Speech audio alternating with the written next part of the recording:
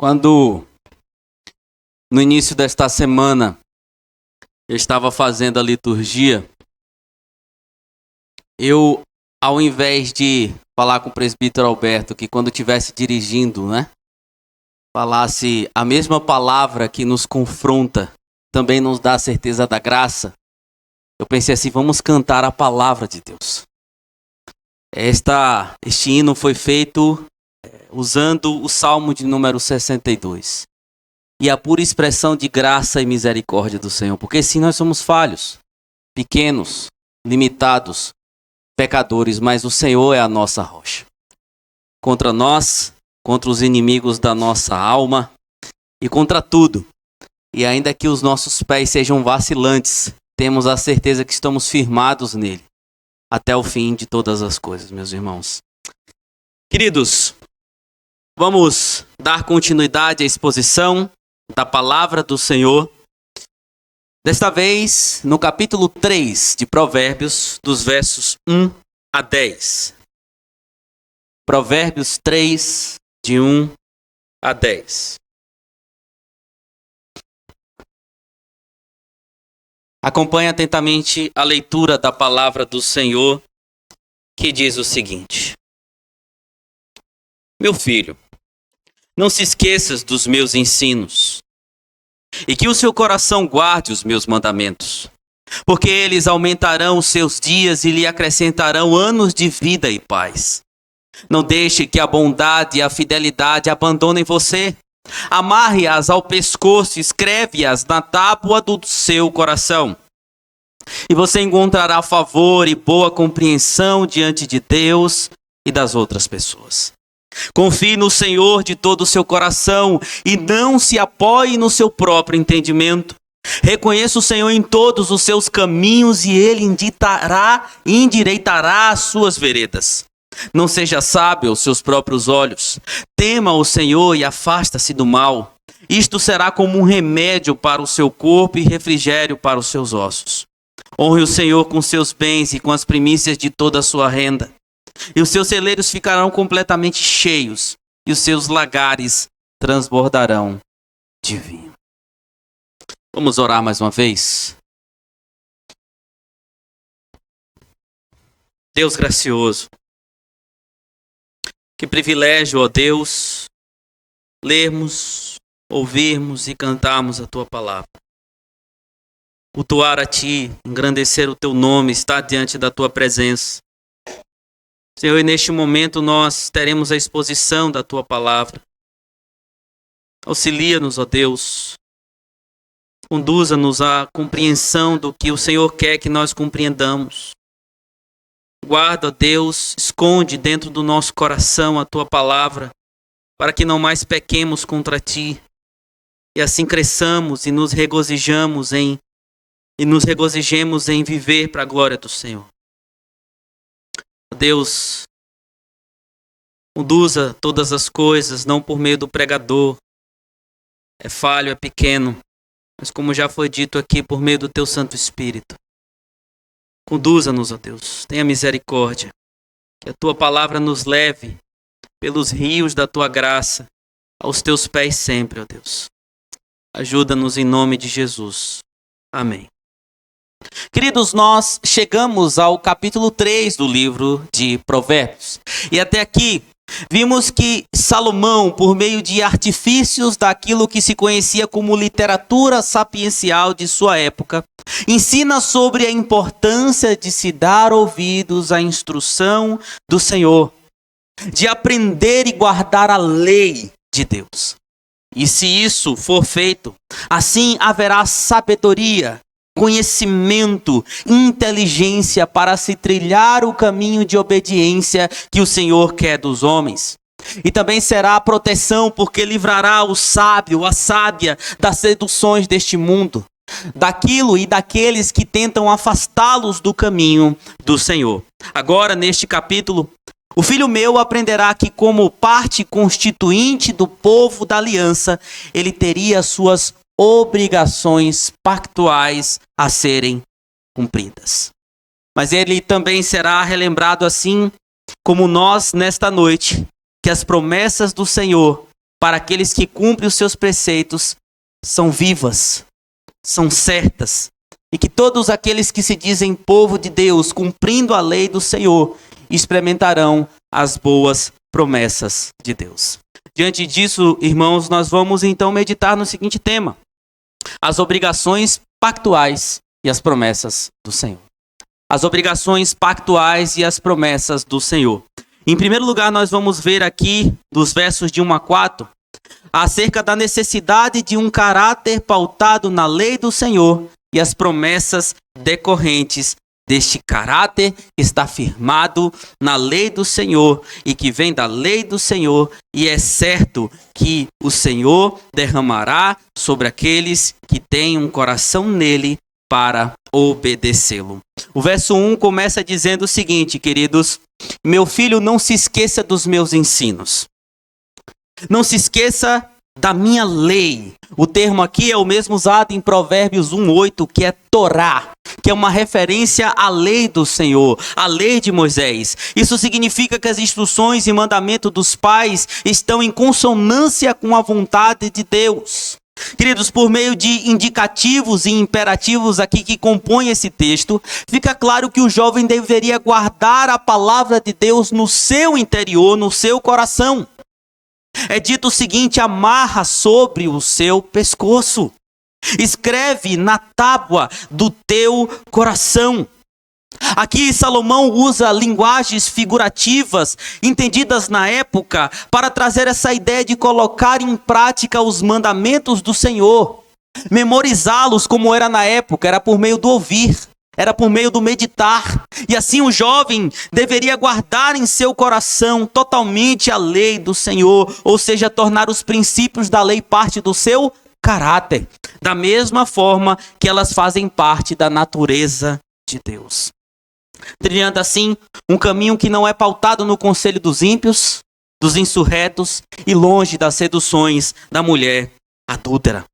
E assim então também os cumprimentos, queridos, das suas obrigações pactuais como povo de Deus. Porque a primeira obrigação pactual do povo de Deus é guardar a lei do Senhor, como nós vemos nos livros de Moisés. Mas aqui também traz-se a ideia de ter um caráter moldado por essas palavras que levaria o jovem, além de prosseguir pelo caminho correto, a experimentar as bênçãos decorrentes da promessa do Senhor. Verso 2: porque eles aumentarão seus dias e lhe acrescentarão anos de vida e paz. A ideia aqui é de longevidade, de vida. E esse aqui, queridos, prestem bastante atenção, é um sinal muito importante para a história do povo de Deus. Se você vê as genealogias que se encontram lá em Gênesis capítulo 4 e 5, veja que primeiro a genealogia de Caim aparece. Os descendentes de Caim são citados, mas não seus anos de vida. Não seus tempos de vida sobre a terra. Mas logo depois, no início do capítulo 5, aqueles que são chamados de toledotes ou genealogias, nós vamos ver que a genealogia de Adão, aqueles que eram descendentes de Adão, são citados em seus longínquos ou longevos anos de vida também. Porque a ideia que se vê desde o início de todas as coisas, conforme se vê em Gênesis, é que tempo de vida era sinônimo de bênção do Senhor. Nós vamos ver também nas escrituras que Isaac morreu farto de dias. Davi morreu farto de dias. O sacerdote Joiada, que obedeceu ao Senhor, conforme 2 Crônicas 24, morreu farto de dias. E Jó, como um homem justo, também morreu farto de dias. Ser sábio trazia essa ideia de ter muitos anos de vida, vindo como bênção da parte de Deus. E aqui no livro de Provérbios também, conforme nós veremos no verso 16, é dito que a sabedoria proporciona por meio do Senhor anos de vida. Mas para quê? Simplesmente viver por viver? Não. É dito que seriam anos de paz. E o que isso significa, queridos? O termo aqui é shalom. É um termo bastante conhecido no Antigo Testamento que apresenta a ideia de paz. E, queridos, essa paz aqui é uma vida que estaria então um caminho totalmente, um destino totalmente diferente daqueles que eram ímpios que nós vimos antes. Que o destino é a morte, o destino é a perturbação. Mas obedecer ao Senhor traria paz para uma vinda com muitos anos. E o contrário disso, queridos, muitos anos sem vida e sem paz é extrema maldição. Quando nós olhamos para os dias de hoje, por exemplo, nós podemos ver relatos de pessoas próximas ou não tão próximas, mas que já estão com uma certa idade. Às vezes já passaram dos 40 anos, dos 50 anos, e os relatos são muitos. E se ouve, a minha vida não tem sentido. Tudo que eu conquistei até hoje para mim não faz sentido. Eu não tenho paz, eu não tenho propósito, eu não tenho amor, eu não sou amado, eu não sei ser amado. A minha vida simplesmente existe por existir. Eu conheço uma pessoa muito próxima de mim que fala exatamente essas mesmas coisas. Ela está com 60 anos de idade, ela diz essas palavras: eu vivi tanto e a minha vida não tem paz, não tem sentido. Mas eu posso dizer para vocês que, por conhecimento de causa, a vida dessa pessoa não tem sentido e paz, porque ela não tem ao Senhor em seu coração. Nunca conheceu, nunca trilhou e nunca amou a lei de Deus. Mas é dito também, queridos, que para o filho existiria fidelidade, existiria bondade. O termo aqui, melhor traduzido, é Hesed. E a ideia de Hesed é fidelidade, queridos, da aliança do Senhor. É amor pactual do Senhor. É algo que vem de Deus e cobre o povo dessa aliança. E o Pai diz que deseja que essa misericórdia e fidelidade não deixe o seu filho, conforme é possível ver aí no verso de número 3. A NAA traduz como se o jovem tivesse a possibilidade de não abandonar a bondade e a fidelidade. Não deixe, né? Porém, uma tradução mais apropriada, conforme é possível ver na ARA e na NVI, traz essa ideia que o pai está expressando um desejo. Olha, você sendo obediente, que não deixe, certamente não lhe deixará a misericórdia e a fidelidade do Senhor. Mas, queridos, olha que interessante também. Aqui nós temos termos importantes: paz e misericórdia. E de maneira geral, bênçãos. Onde é que se vê isso? Na bênção araônica. Muito se fala sobre Shalom, sobre Hesed, se explica muito separadamente esses termos. Mas nós vamos ver que quando o Senhor estava organizando a vida pactual do seu povo, ele coloca Arão como sumo sacerdote, e assim então ele diz que Arão deveria abençoar o povo. E não foi Arão que trouxe as palavras da bênção, conhecido como bênção araônica, não. Foi o próprio Deus que a fez para Arão colocar sobre o povo, falar sobre o povo. E nós temos lá o Shalom, o Hesed e o Berachá.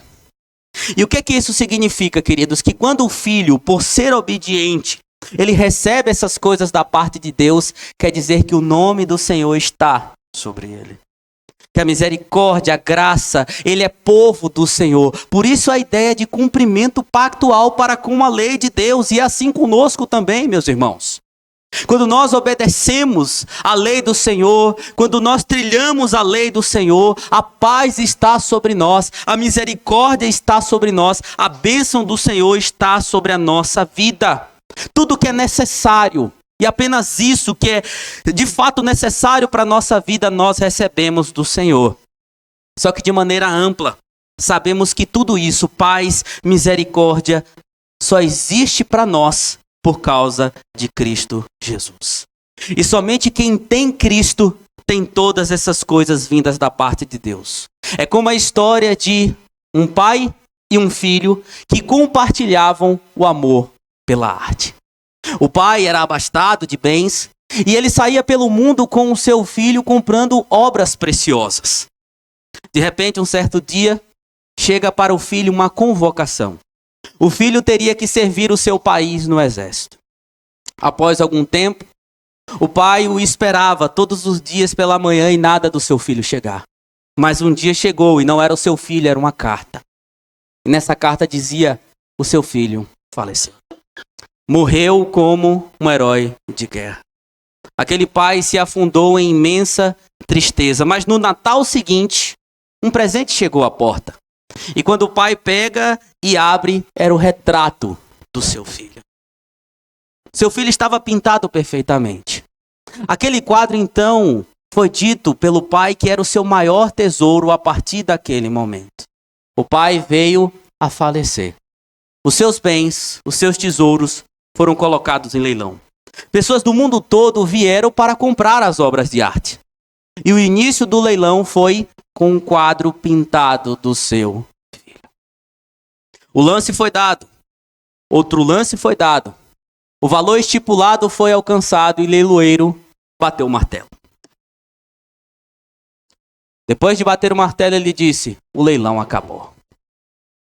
Muitas pessoas que estavam ali ficaram atônitos. Mas por que o leilão acabou? Então se ouviu.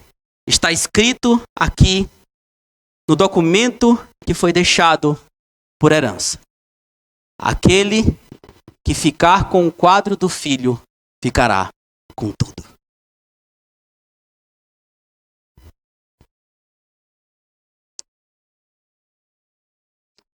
Aquele que tem um filho tem tudo.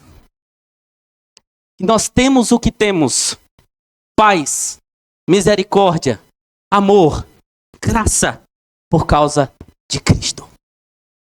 E assim, queridos, nós nos regozijamos nessa misericórdia do Senhor. Cristo deixa isso muito claro: eu te deixo a paz, a minha paz vos dou, não vos la dou como o mundo a dá. Paulo diz em Romanos 15:9 que Cristo é o ministro que nos leva a louvar a Deus por sua misericórdia.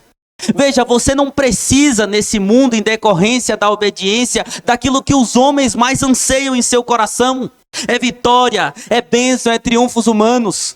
Esta semana passada, alguém me mandou um trecho de uma mensagem, eu não vou nem chamar aquilo de pregação, de uma pessoa aqui de Cosmópolis, de uma determinada igreja.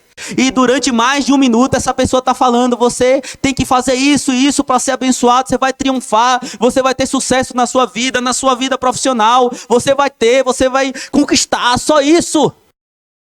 Cristo não apareceu na mensagem, e aquilo que é importante também não.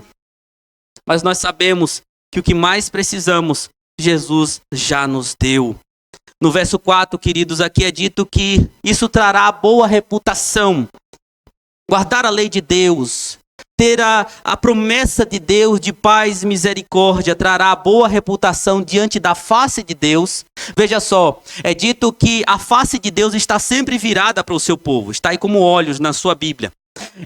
Quando a gente olha para o primeiro mandamento, diz o seguinte: não terás outros deuses diante da minha face, assim melhor traduzido. E a ideia é que os olhos do Senhor estão sempre voltados para o seu povo.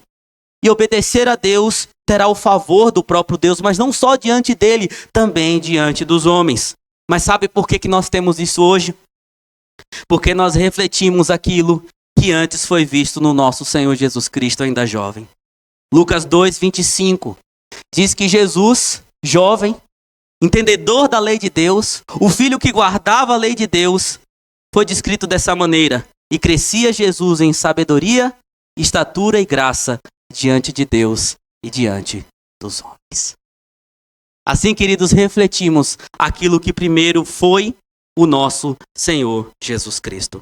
Mas, meus irmãos, o texto vai adiante e nos fala, queridos, dessa necessidade de obediência à lei do Senhor, uma obediência pactual e das promessas decorrentes.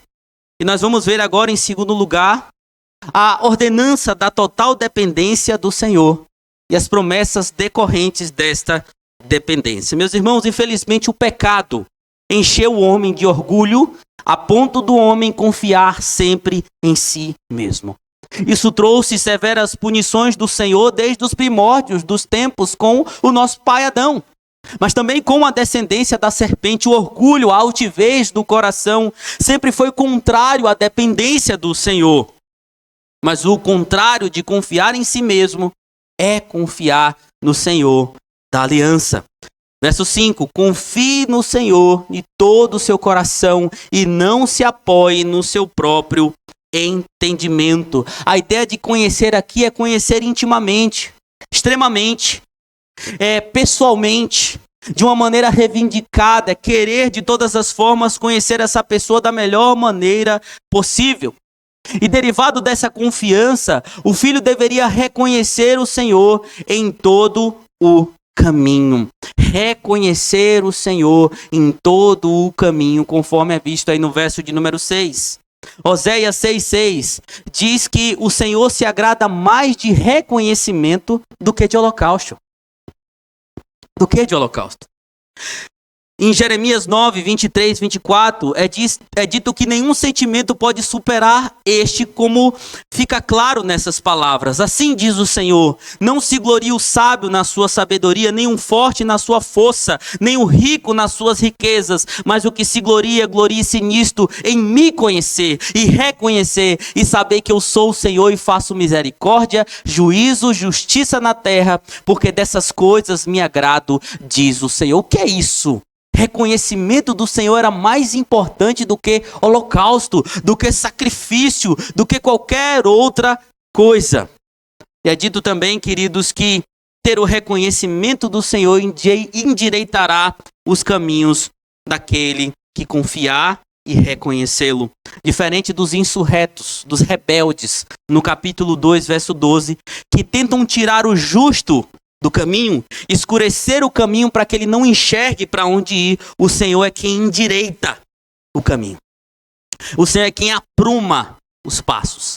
Mas no geral, o que significa o reconhecimento do Senhor, queridos?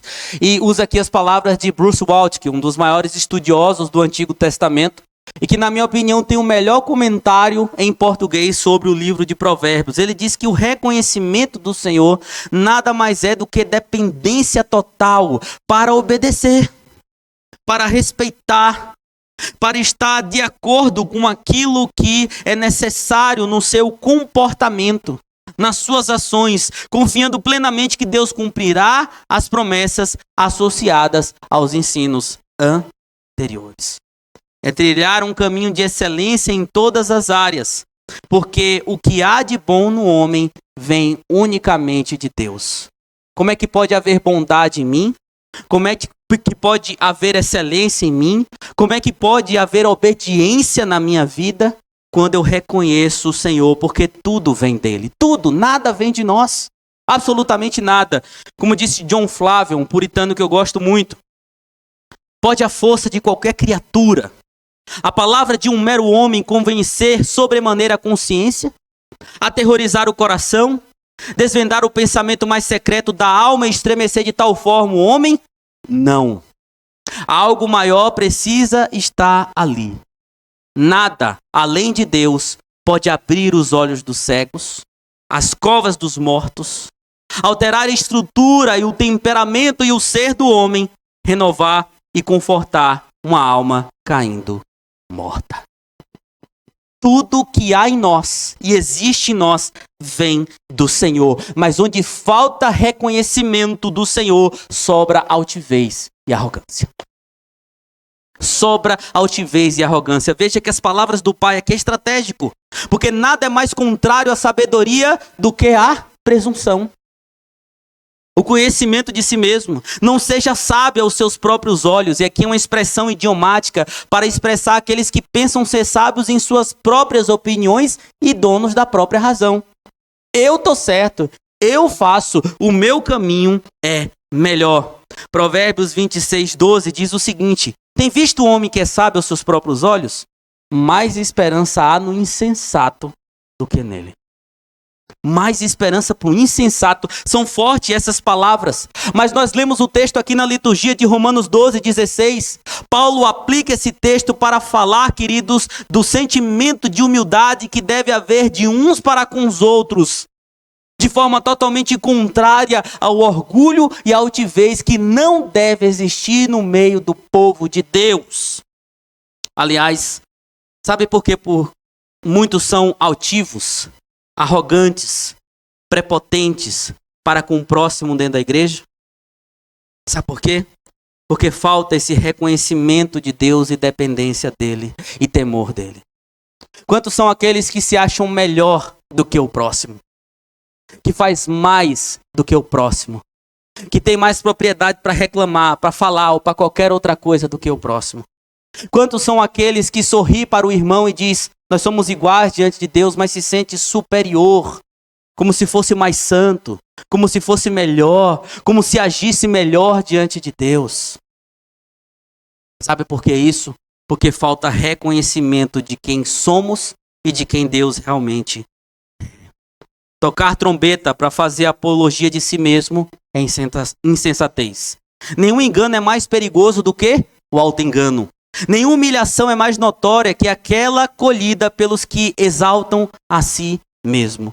Não construa monumentos para você mesmo, porque isso desagrada ao Senhor. E saiba de uma coisa, a sua arrogância sempre será humilhada. É como um certo acontecimento no ano de 1951. Numa noite de extrema neblina, houve uma situação inusitada entre um navio militar estrangeiro e a guarda costeira do Canadá. O comandante do navio, e tinha ali muitos armamentos no seu navio, viu um pouco longe, no escuro, à noite, uma luz. Então ele pensou, deve ser outro navio e estamos em rota de colisão. Então ele solicitou alterar o seu curso 15 graus para o norte, para evitar colisão com a nossa embarcação. Os canadenses responderam, recomendamos que você mude o curso para 15 graus ao sul. O comandante ficou irado, mordido, e disse o seguinte, nós somos um navio militar. Mude o seu curso. Mas os canadenses insistiram. Nós recomendamos que você mude o seu curso para não haver colisão. O capitão, então, subiu pelas paredes, berrou no microfone. Fique sabendo que o meu navio é um porta-aviões. Estou acompanhado de muito armamento. Eu exijo agora que você mude imediatamente. Então, os canadenses responderam, isso é impossível, senhor. Nós somos um farol. Nós somos um rochedo. Nessa colisão, será pior para você. Então, toda a arrogância daquele homem caiu por terra naquele momento. Ia ser ruim para ele. Se há arrogância no teu coração, se há altivez no teu coração, se você é sábio aos seus próprios olhos, saiba, o Senhor não se agrada disso. E Ele mesmo tratará de trazer a humilhação devida. Porque mesmo que não seja como as pessoas pensam, queridos, que vai vir maldições, as 10 pragas do Egito sobre essa pessoa, não é assim. Mas a sua altivez vai ficar tão evidente que no meio do povo da aliança, vai se ver ali que não há um coração verdadeiramente arrependido. A sabedoria, querido, sempre anda de mão dada com a humildade. Sempre se veste de modéstia. O temor do Senhor, a humildade de coração e a santidade de vida são os pilares de uma fé verdadeira. Inclusive Paulo, quando escreve Filipenses, capítulo 2, o que ele fala? Que deveria haver humildade entre os irmãos, mas o exemplo supremo era quem? Cristo. Porque ele, sendo Deus, não usurpou o ser igual a Deus, antes a si mesmo se esvaziou, assumindo a forma de servo e sendo fiel até a morte e morte de cruz. Somente confiando no Senhor, você terá uma visão adequada de si mesmo e também do seu próximo. E o jovem deveria temer o Senhor e se apartar desse mal, porque isso traria cura para o seu exterior e para o seu interior. Ou seja, seria santidade e também sanidade. Conforme é possível ver por meio dessa expressão idiomática no verso 8. Será remédio para o seu corpo e refrigério para os seus ossos, ou para o seu umbigo e para os seus ossos. Mas, meus queridos, olha que coisa interessante. Cristo era totalmente dependente, confiante e reconhecedor de Deus Pai. Cristo Jesus sempre no mundo honrou o Deus Pai. Eu vim fazer a vontade de meu Pai. E quando diziam assim, Senhor, Tu és bom, ele dizia, bom é um só que é o Pai. Toda a vida de Cristo foi para a glória do Pai. Toda a caminhada de Cristo foi na dependência do Pai, porque ele mesmo sendo Deus se retirava várias vezes para orar, para depender do Pai. Mas isso nos faz ver uma coisa que parece ser um pouco contraditória com o texto aqui. Sendo um filho obediente, honrando o pai, ele deveria ter tido saúde. Mas o contrário da saúde. O que ele recebeu em nosso lugar foi enfermidade pelos seus pecados. Isaías 53, verso 4 e verso 10. É dito que a Deus Pai, por causa da obediência do filho, agradou a Deus enfermá-lo em sua carne, por nossa causa. Ele obedeceu, confiou, honrou Deus Pai. Mas mesmo ele recebendo isso em nosso lugar, hoje nós somos espiritualmente sadios, porque ele se enfermou no nosso lugar e porque carregou uma culpa que era nossa. É por isso que quem hoje, como filho da aliança, reconhece o Senhor, tem saúde no seu ser como um todo. E veja, eu não estou falando aqui de corpo, porque o nosso corpo vai perecer, mas nós somos espiritualmente saudáveis por causa de Jesus. Por causa de Cristo. Por causa da sua obra. E é isso que nós vamos celebrar daqui a pouco. Ah, que filho obediente, reconhecedor, maravilhoso. Nós recebemos a bênção por causa dele, nós vamos celebrar isso. O seu sangue, o seu corpo, a sua morte, a nova aliança que nos dá essa perspectiva de vida. Mas por fim, meus irmãos, nós temos aqui também uma outra instrução muito clara dentro dessa temática que estamos tratando, que é a necessidade de honrar o Senhor com os bens, sabendo que há promessas decorrentes. Alguns dizem, alguns pastores mais velhos, que gostam de frase de efeito, dizem que a última coisa a ser convertida num crente é o bolso. E quando a gente fala de dízimos, de ofertas, parece um tema estranho dentro da igreja, mas deveria ser algo muito comum no meio do povo de Deus. As palavras que serão ditas aqui são vistas na lei do Senhor em Deuteronômio 26, 28 e também em Malaquias 3:10. O pai diz ao filho: honre o Senhor com seus bens e com as primícias de toda a sua renda. Honrar aqui traz a ideia de glorificar, de pesar. Significa estimar uma pessoa como sendo valiosa e declará-la como tal, a fim de dar o peso necessário, a preeminência total. E é dito: honra o Senhor. Esse ato aqui no texto não é feito por palavras, mas por meio de um ato concreto, que é de apresentar tributos ao Senhor a partir do que se tem. Honra o Senhor com as primícias. A ideia de primícias aqui é um termo frequentemente associado a dízimos no Antigo Testamento.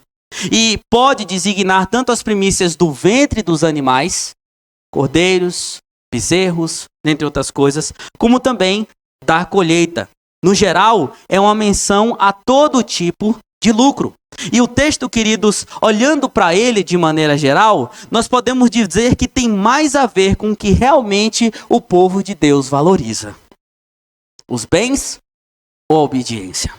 Apesar do dízimo nos nossos dias não estar nos moldes do Antigo Testamento, o princípio sempre permanece: honra o Senhor com seus bens. Sustentar a igreja do Senhor com os bens, a casa do Senhor com os bens, o povo do Senhor com os bens. Mas esse sempre foi um problema, não só em Israel, mas também no meio do povo de Deus.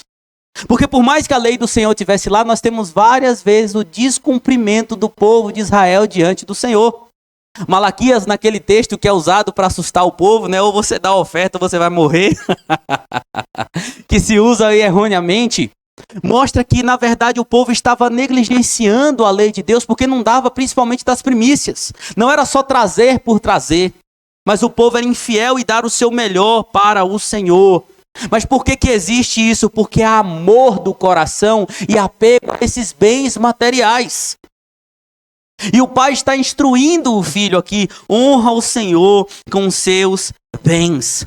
Thomas Moros, um advogado cristão do século XV, disse o seguinte: aquele que tem a certeza de que nada lhe faltará, jamais não procurará possuir mais do que é preciso.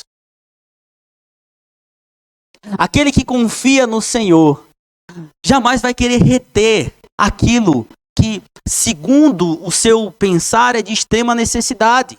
Ele vai dizer o seguinte: eu preciso depender e obedecer o Senhor. É simplesmente saber que tem o coração aberto para lidar com os recursos da terra, mas acima de tudo, louvar ao Senhor com o que tem.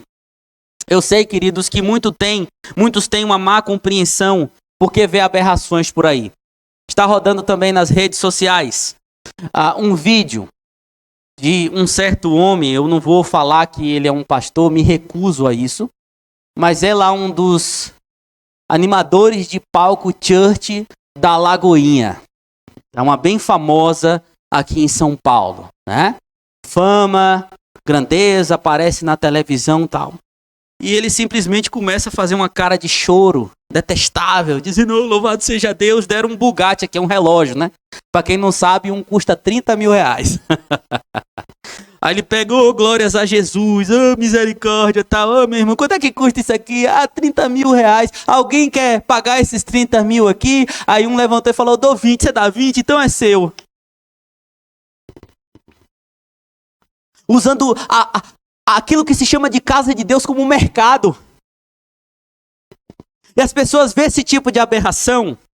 As pessoas veem aquilo que nós vemos nessas igrejas neopentecostais e dizem assim: não, isso aí é só a igreja querendo tomar do povo. Mas não, queridos, nós, povo da aliança, deveríamos saber que a verdade não é essa, mas que é a nossa obrigação honrar com o Senhor. O crente sincero obedece, e não deveria ser um problema. Agora é louco isso, eu chamo de loucura.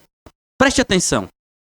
Vivemos na terra de Deus, bebemos da água de Deus, respiramos o ar de Deus. Nos nossos serviços profissionais, toda a matéria-prima utilizada vem primeiramente da natureza de Deus, e nós temos dificuldade de devolver aquilo que Deus requer de nós. Vê se dá para entender uma coisa dessa. Mas a orientação é: honra o Senhor com as suas primícias, com seus bens. E decorrente da obediência, tem as promessas. Verso de número 10. E os seus celeiros ficarão completamente cheios, e os seus lagares transbordarão de vinho.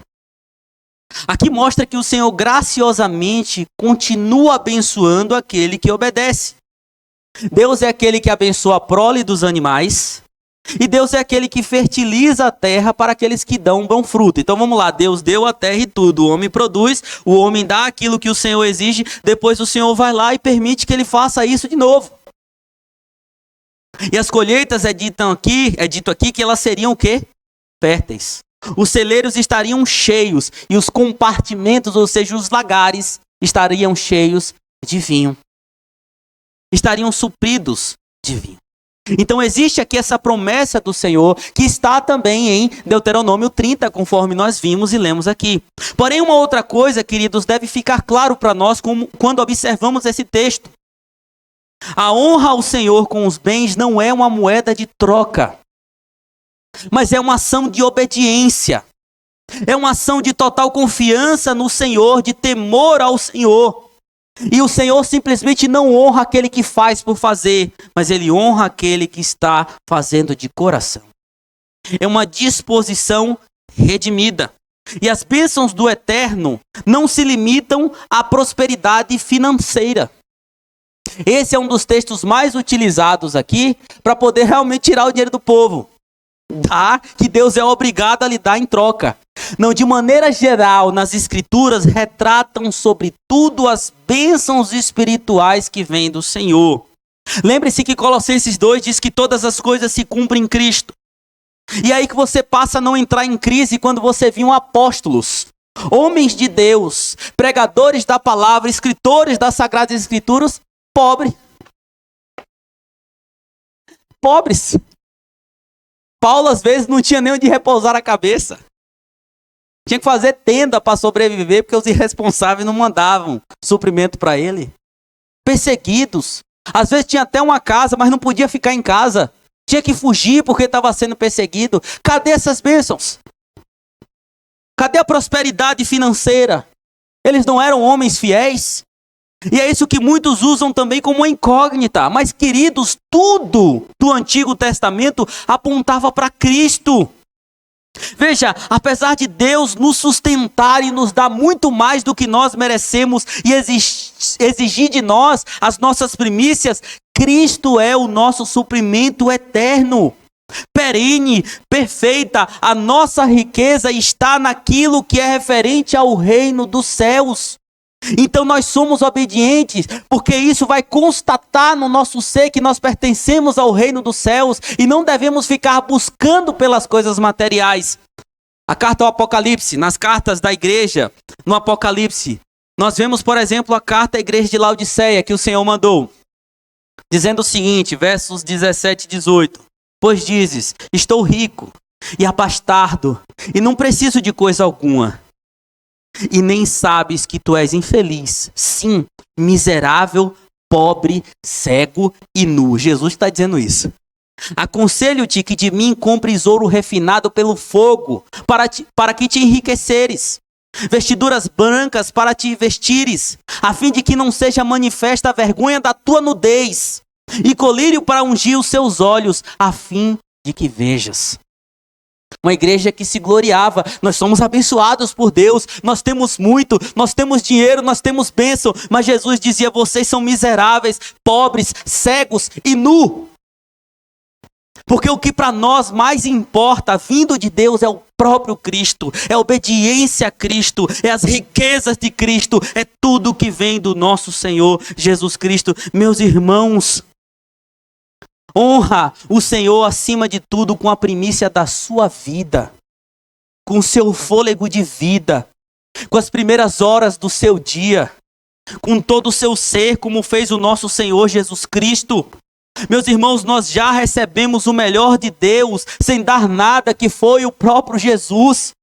A maior riqueza do universo, a melhor coisa que aconteceu. Um dos meus pregadores preferidos, Stuart Olliott, um galês, ele diz o seguinte, sabe qual foi a pior coisa que aconteceu no mundo? A morte de Jesus. Mas sabe qual foi a melhor coisa que aconteceu no mundo? A morte de Jesus. Porque a morte de Cristo trouxe perenemente tudo aquilo que nós precisamos. Nós temos a nossa união mística com o nosso Senhor. Nós coexistimos nele. Nós sobrevivemos nele. Nós temos tudo diante de Deus Pai nele. Nós somos chamados de filhos por causa dele. Precisamos de mais o quê? Tenha o princípio da obediência. Seja obediente ao Senhor. Honre ao Senhor com sua vida, com seus bens. Mas não fique querendo nada em troca. Ao contrário disso, é porque você não entendeu o tesouro que tem nas suas mãos. Continue confiando no Senhor. Continue sendo obediente. Mas, queridos, veja que o texto fala dessa responsabilidade pactual, as obrigações pactuais e as promessas decorrentes. Mas nem que seja em todos os sermões, na série em Provérbios, nós precisamos deixar claro isso. Só teve um filho que obedeceu perfeitamente, foi Jesus. Todas as promessas só são por causa dele.